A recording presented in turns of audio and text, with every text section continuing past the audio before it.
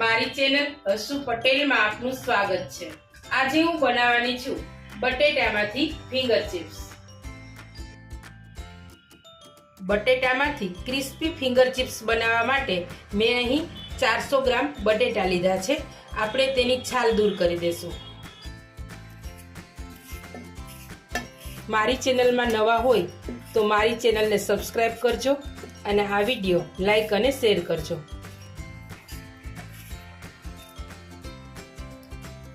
બધા જ બટેટાની છાલ દૂર કરી દીધી છે। હવે આપણે બટેટાને સમારી લેશું। આપણે બટેટાનું જે શાક બનાવતા હોઈએ અને જે રીતે સમારતા હોઈએ તે જ રીતે આપણે બટેટાને સમારીશું અને બટેટા કાળા પડી જાય છે એટલે આપણે પાણીમાં જ એને સમારીશું। બધા જ બટેટાને મેં સમારી લીધા છે। બટેટામાંથી સ્ટાર્ચ દૂર થઈ જાય તે માટે બટેટાને સારી રીતે ધોઈ લેશું। બટેટાને મેં સારી રીતે ધોઈને તૈયાર કરી લીધા છે। એક કડાઈમાં મેં પાણીને ગરમ થવા માટે મૂકી દીધું હતું। પાણી ગરમ થઈ ગયું છે। સમારેલા બટેટા છે એ આપણે તેમાં બાફવા માટે ઉમેરી દેશું। આ બટેટાને આપણે 10 મિનિટ માટે બાફવા દેશું। તો 10 મિનિટ થઈ ગઈ છે અને બટેટા છે એ પણ સારી રીતે કૂક થઈ ગયા છે। ગેસની ફ્લેમ બંધ કરી દેશું અને બટેટાને આપણે એક જારીમાં લઈ લેશું। આ રીતે બધા જ બટેટાને જારીમાં લઈ લેશું અને નિતારવા માટે મૂકી દેશું। આપણે બટેટાને રૂમ ટેમ્પરેચર પર ઠંડા થવા દેશું। બટેટા છે તે રૂમ ટેમ્પરેચર પર ઠંડા થઈ ગયા છે। આપણે તેને પોટેટો મેશર વડે મેશ કરી લેશું। બટેટાને સારી રીતે મેશ કરી લીધા છે। આપણે તેમાં બ્લેક મરી પાવડર ઉમેરીશું, સ્વાદ અનુસાર નિમક ઉમેરીશું, ચીલી ફ્લેક્સ ઉમેરીશું અને 3 ચમચી કોર્નફ્લોર ઉમેરીશું।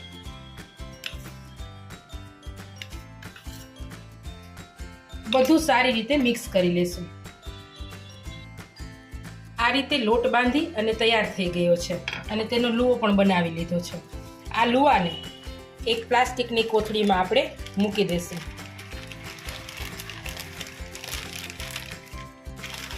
આ રીતે મૂકી અને વેલણની મદદથી આપણે તેને વણી લેશું। આ રીતે વણી અને તૈયાર કરી લીધું છે અને થિકનેસ આ રીતની રાખેલી છે। હવે આને આપણે રેફ્રિજરેટરમાં 10 મિનિટ માટે મૂકી દઈશું જેથી કરીને સારી રીતે સેટ થઈ જાય। થોડી વાર થઈ ગઈ છે। આપણે જે લોટને સેટ થવા માટે રેફ્રિજરેટરમાં મૂકેલો હતો તે હવે આપણે એને બહાર લઈ લીધો છે। હવે તેની સ્લાઇસ કરી લેશું।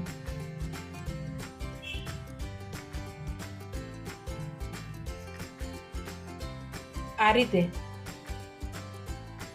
સ્લાઇસ કરી લેશું।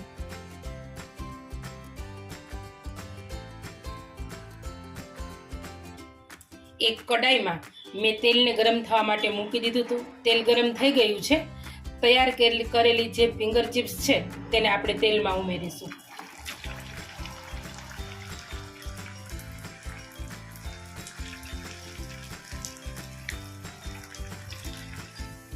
અહીં એ વાતનું ખાસ ધ્યાન રાખવાનું છે કે આપણે જ્યારે ચિપ્સને તેલમાં ઉમેરીએ છીએ ત્યારે થોડીવાર માટે આપણે ચિપ્સને બિલકુલ ફેરવવાની નથી અને જ્યારે શરૂઆતમાં આપણે ગેસની ફ્લેમ છે એ હાઈ રાખવાની છે અને આપણે ચિપ્સને ફેરવીએ ત્યાર પછી આપણે ગેસની ફ્લેમ મીડિયમ કરી દેવાની છે।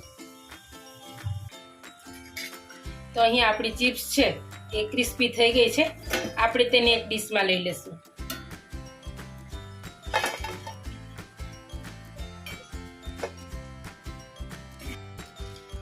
તો ફિંગર ચિપ્સ છે એ બધી જ તળાઈ અને રેડી થઈ ગઈ છે અને આપણે સર્વિંગ પ્લેટમાં લઈ લીધી છે।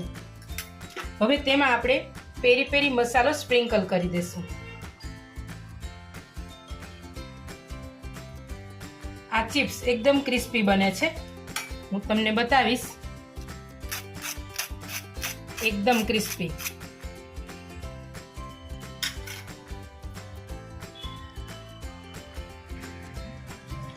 તો તૈયાર છે બટાકામાંથી બનાવેલી ક્રિસ્પી ફિંગર ચિપ્સ. તમે પણ બનાવજો. ફરી મળીશું એક નવી રેસીપી સાથે. ત્યાં સુધી આવજો. Thank you for watching.